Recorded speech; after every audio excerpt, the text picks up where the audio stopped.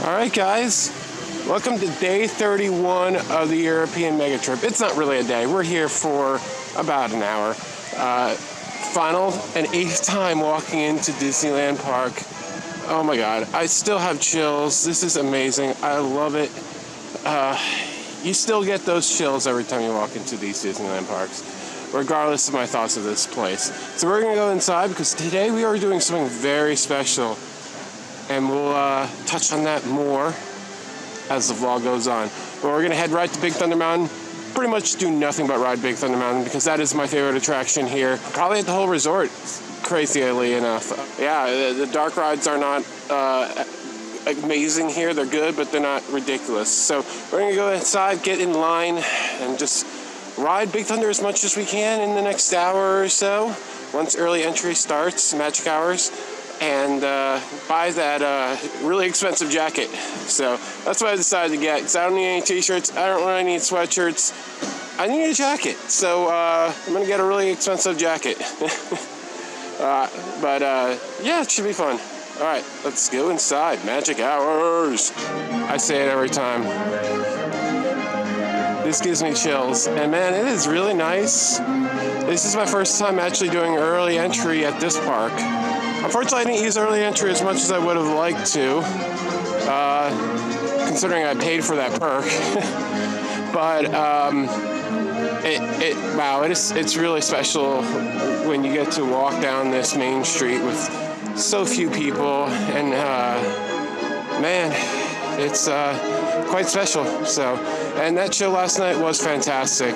I'm still really annoyed with what happened with my sitting situation, where, you know, I had the stand, and I, as I said, didn't care that I had the stand, but like people behind me were like probably like laser eyes in the back of my head, because I was the only fool standing right at the rope.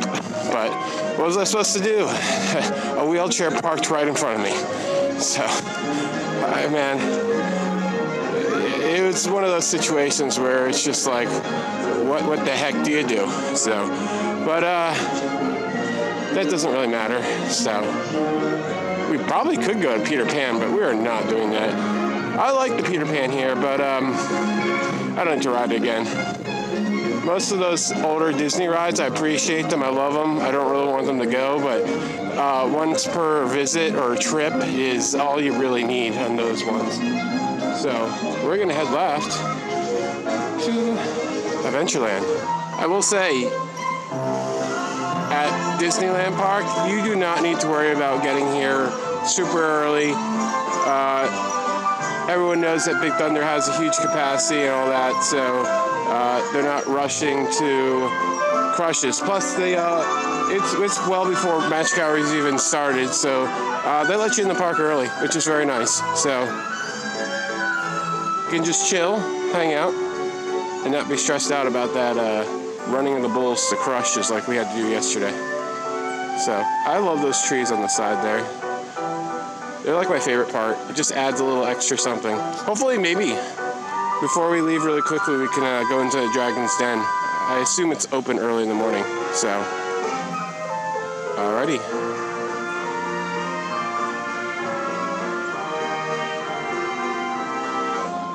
Alright, the gates have opened.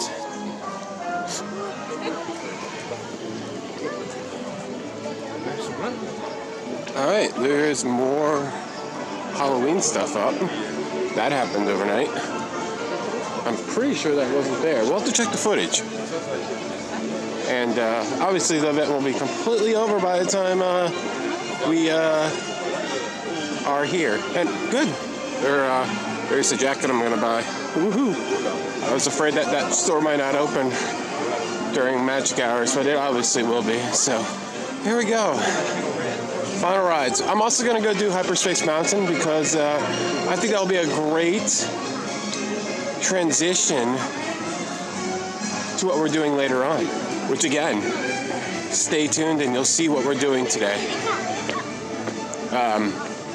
Although you probably spoiled it in the title, so oops. So here we go, one last well, not the last time, because we're obviously going to ride Big Thunder plenty of times today. So I'm expecting we'll get at least 3 rides. Hey, Big Thunder! Hello! Hiya. Bonjour.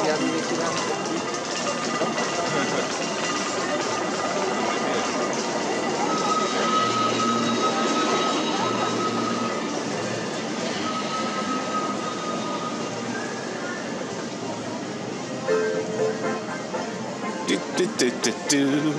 Da da na na na na na. Ba da da da. Good morning, beautiful. Ah, just absolutely love that. Just so so picturesque, so perfect. They really knew what they were doing when they built this one. They really did.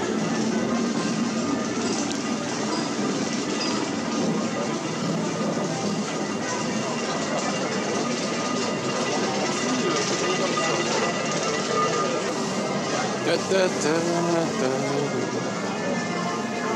There's pretty much nothing about the other ones that are better than this one. The only thing that's slightly better is I think the show scene they added to the third lift is better in California.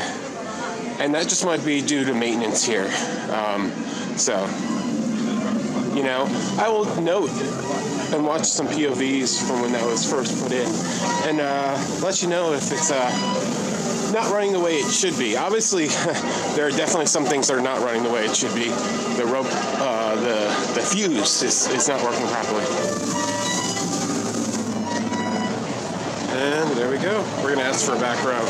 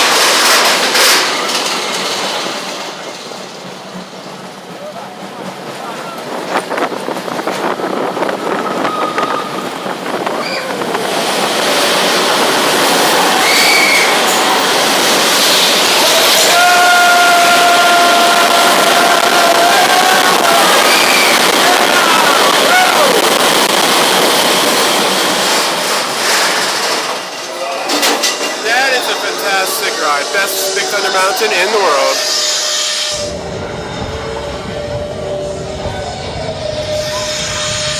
Alright, a wonderful start to the day, obviously. Alright, so good. I'm not really bored of it. I really am not. I will say my 2 night rides were the best, easily. So, I'm going to go ahead and ride it again a few more times and continue this wonderful day and this amazing goal that I've set for myself today. So, just love all the detail in this queue. This queue is so good. Even the exit is themed well. I mean, they really... God damn, that's so good, isn't it? They should have built more of them on islands. They really should have. But you know what? No, they shouldn't have, because it wouldn't be as special. This one's special. That's what makes it so good. So it's so unique compared to other ones. Especially Tokyo. Tokyo is like just an absolute copy of Disneyland's, I believe. And it's not as special, so... All right, let's go again. All right, one last goodbye. Goodbyes are so hard sometimes, but it's not goodbye forever. Hopefully it's not goodbye for even the next 11 months. So hopefully we'll see you before this annual pass ends again. But Big Thunder Mountain, fantastic. Now, we have a goal to achieve, which I've already actually achieved the first part of it, but I realized I can make it even better. So, let's go ride Hyperspace Mountain, shall we? By the way, got a new jacket. With annual discount, it was €58.49. So the discount actually took quite a bit off because it was $65 or $64.99 before. So, as I said, we're gonna go ride Space Mountain one time because that's all I need to ride it, and we gotta get going. We gotta catch the train. Gotta go pick up my luggage. We gotta get to the airport, and we got to get to Orlando. So yes, I'm going to Orlando. I don't know, I probably mentioned in the vlogs, but it was way cheaper to actually fly through Orlando and then back to Philadelphia than to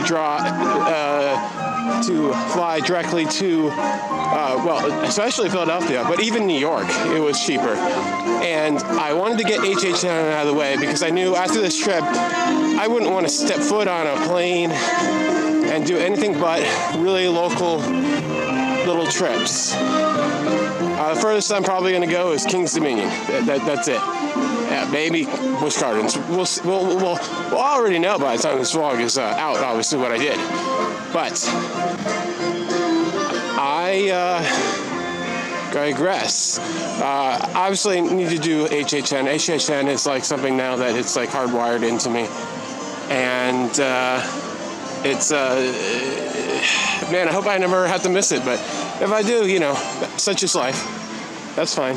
So let's go take a ride on Hyperspace Mountain, and then we'll see what happens next, shall we? All right, let's go.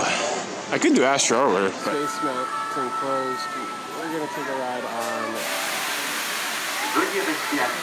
Orbiter. Alright, here we are. Yay, Orbiter!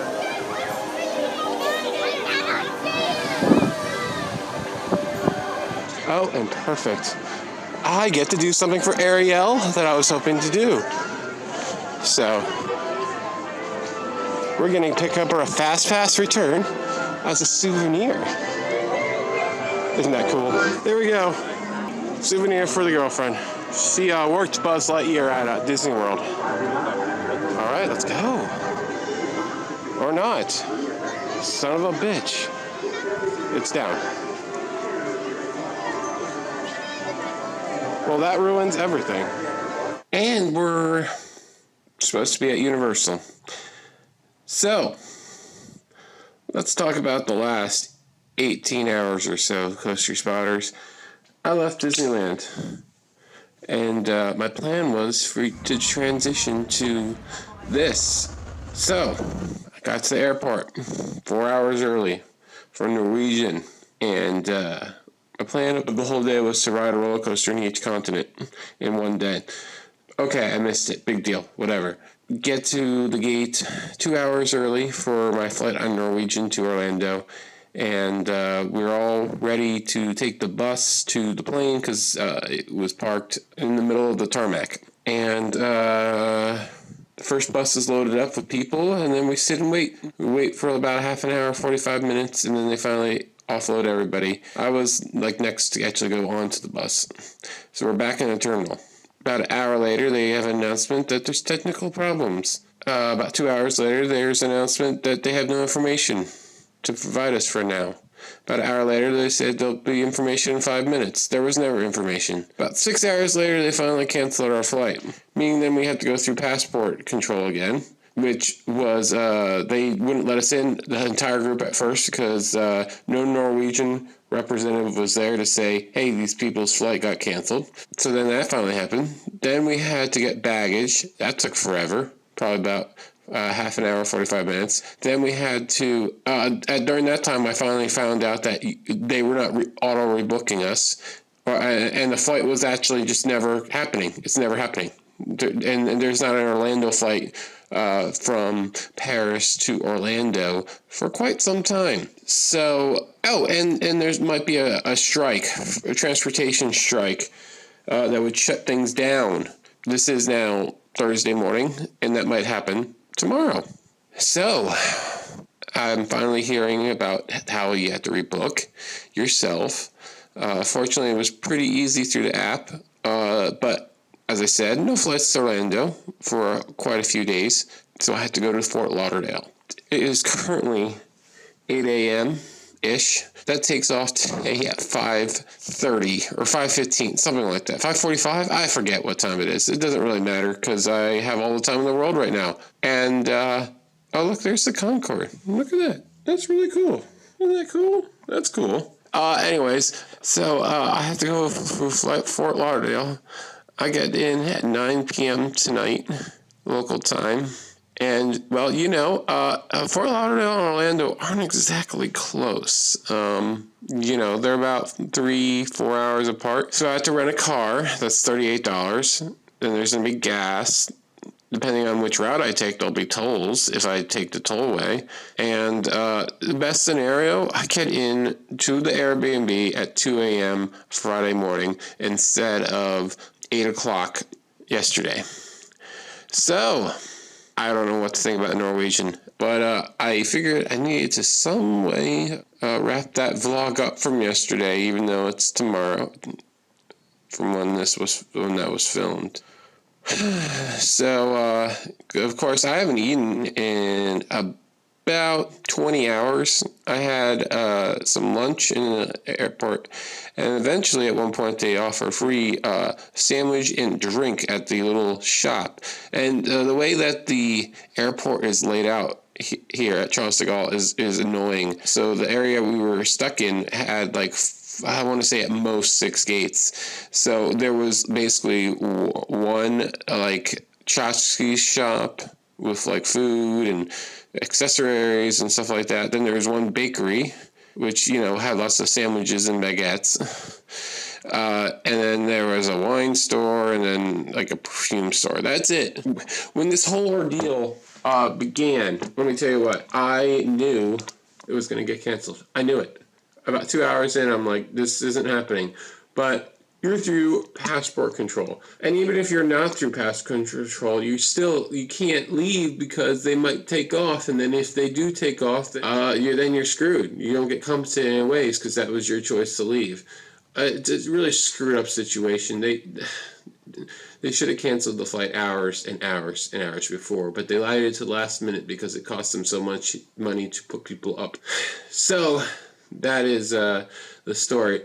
Ariel she was in tears when I called her. I found all this information out while she was in the air to Orlando, and she's in tears when I call her and tell her everything and what has happened and what I've ended up having to do. So that was just so upsetting to hear her, and so she went to Islands last night, and without my guidance, she missed Hagrid because she went the wrong way around. She made a left instead of a right at the entrance, and then she couldn't figure out we have an Airbnb that's in walking distance, but she didn't know how to walk there because it's complicated. You have to basically go through valet to head that direction, and she didn't know that.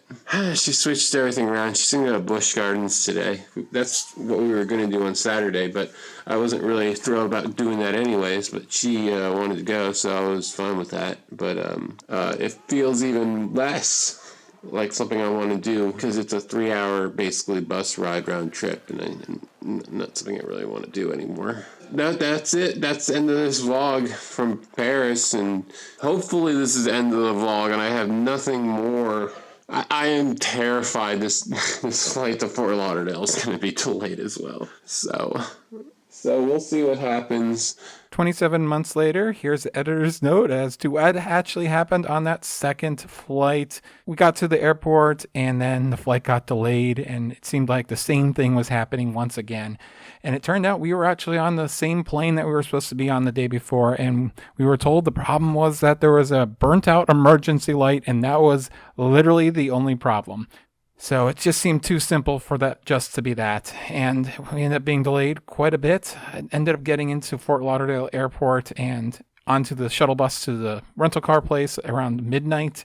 And then I think I didn't end up at the Airbnb after dropping off the car at Orlando International Airport until like 4:30, and then we were up at like 7 for early entry for Hagrid for our first ride. And then we had HHN that night, so that was exhausting, obviously. So let's go back to the vlog and listen to me ramble a little bit and wrap up the trip, and look forward to another trip coming soon where we also had some customer service issues on our flight back. Apparently that's a problem with me. We went to Germany, and those videos will be coming out in like less than a week. So look out for those. Hit that bell for instant notifications when videos come out, and, all that stuff. But now let's go back. I have to say the Holiday Inn here at the airport is very nice, and this is just ridiculous. I've never actually had something this bad before. That's mechanical reasons. So I've had things canceled due to snow, and what do you do about that? It's snow, and it's Colorado, so it's expected. It happens frequently. So, thank you so much for watching. Wish there was a little bit more of an exciting ending, and I could have actually gone to Disney if I wanted to today, but I've had enough of the park. Didn't feel like doing a 3-hour round trip on the train, which is how long it would take me to get there, and it's been a really good trip. It was a long trip, but you know what? Everything really went into plan. There really weren't all that many issues with the trip. As I said, the only thing that was stressful was going to Austria, and that was because I was just so exhausted, and then Laser didn't turn out to be the memories I remember it because of the new train. But so, quick editor's note, I am so happy that I actually went to Austria and rode Laser, as I know it, or Test Track as it was known on the German circuit. But just a few months later after this, it was sold and no longer traveling mainland Europe, and it was moved to, I believe, Saudi Arabia, which is a country that I had next to no interest in visiting. The only reason I'll want to visit is when that Six Flags park opens with the world's longest, tallest, fastest, 2.5 miles long, all those ridiculous stats opens. And when it is, I will consider visiting for a very short time. The rest of the coasters in the country are not good enough to stay in that country for longer than it needs to be. And I think a lot of people know the reasons. I'm not going to talk about it here. Other than that, man, it was a really good trip, and we rode so many coasters. I think 232 coasters, which is absolutely insane. It's ridiculous. And if you've been watching every single vlog over the last few months, thank you so much for subscribing and watching me do my dumb thing, going to theme parks and somehow entertaining you. I really do appreciate it, and I want to thank everyone, especially the girlfriend and everyone who gave me just emotional support to go ahead and do this. It's been a trip of a lifetime, and I can't wait to come back to Europe, that's for sure. And hopefully it's soon. Obviously, it will not be a month-long trip. It will be a week or two at most. So, yeah, that's been it, Everyone keep keeps asking me what's my favorite park, and I got to give it to Fantasyland. That place was absolutely incredible. And my favorite coaster is probably Terron. I really, really enjoyed Terron.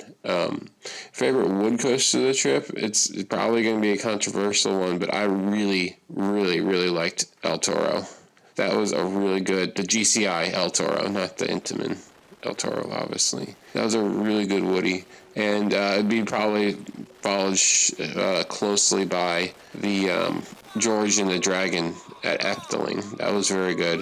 Wudan was okay, but it was a little lackluster for me. I don't know. I ended up with I think 5 rides, and so I felt like I had a good enough opinion on it after 5 rides to say that it definitely was not my favorite.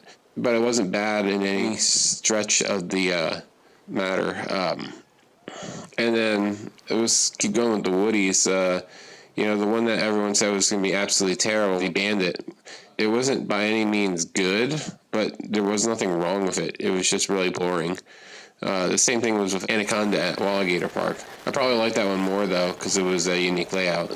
The one coaster that probably could have been rated a little bit higher for me, but I only had 1 ride on it, was Troy at Toverland. That was, I remember it being a fun Woody, but that's like all I remember from it. I didn't really have enough experience with it to rank it. 1 ride, I don't know how you can review it with just 1 ride. I think that's an injustice to the park and the coaster itself, to form a complete opinion after 1 ride, especially if you ride it in the front or the back or whatever.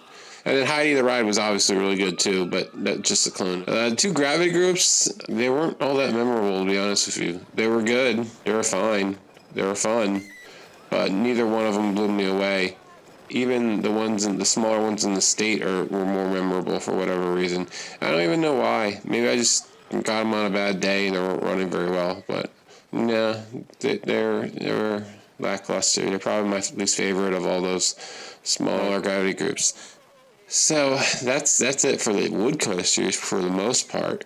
And of course, we did the Scenic Railway at Warner Prater in Vienna, but that thing doesn't count. It was cool, but like literally, Scenic Railway is the very, very appropriate name for it. It is nothing but scenic and not very much thrills. I thought those were a little bit more thrilling. I didn't realize that they were or at least that one, boring. But it was still fun nonetheless. I wish I'd ridden it a second time. I wish I'd done that day completely different. I ended up with so many extra euros at the end of the trip that it wouldn't have mattered if I'd spent more there that day anyways. So that, in hindsight, that was stupid. But I digress. I'd like to return to that park at some point, but it's not on my hit list anytime soon. That is for sure.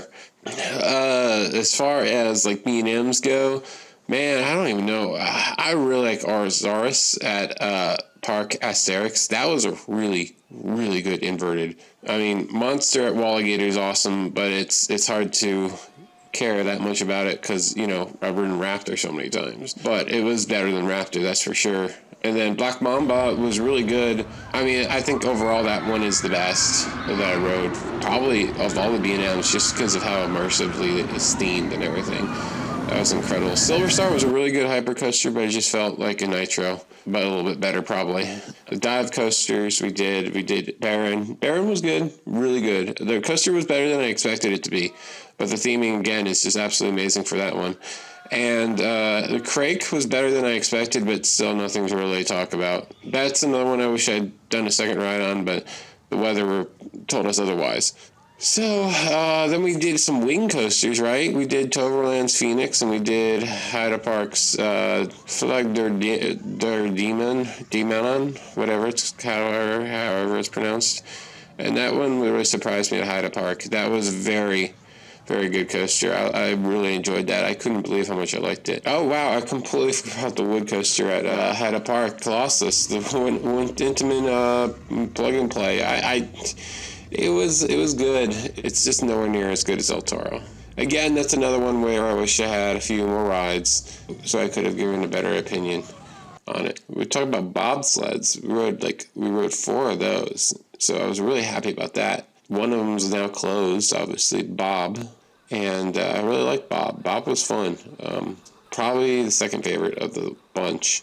I think giving it Hyde Park because of all the theming that it had around the course, and also the length of it was incredible. Park Asterix was very long too, and some theming too, but it was just boring. It didn't ever really have any really quick directional changes. I think they really toned it down for that last one. So, that was unfortunate. What did we do too much of? We did too many wacky worms, too many crazy mouses, and too many wild mouses, and too many Tivoli coasters. But fortunately, I don't ever really need to ride them again unless, I'm with someone who needs the credit. So that's there. But at the same time, we did a lot of them, but a lot of them were themed or landscaped really nicely. So a lot of them, it was nice to actually experience them one to the next, because you always had a surprise of how it was going to be dressed up. It was very cool. I mean, just thinking about Tripsdale, the entire park was absolutely incredible. That has to be one of my favorite, smaller parks of the trip. It was just really coolly themed. It just felt like a German village that they put an amusement park in and around all the buildings. It was really, really cool. I really enjoyed that one. Of course, the top three parks, top four, are Efteling, Phantasialand, Europa, and Disneyland. I mean, I knew that going in. Everyone knew that going in.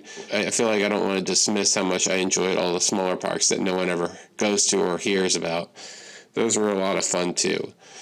So, but that is going to do it. This is not the way I expected to end this trip. Thank you, Norwegian Airlines, for that. Again, thank you so much for watching. If you're just watching this one, make sure to go back and watch every other one. It's in a playlist, the European Mega Trip playlist. And this has been Alex. Thank you so much for watching over the last 31 days. It has been incredible. See you in Orlando. We're going to do Horror Nights. That video is already posted. So if you want to see my opinions on how Horror Nights was, go ahead and click that link up in the corner. So, all right. Bye.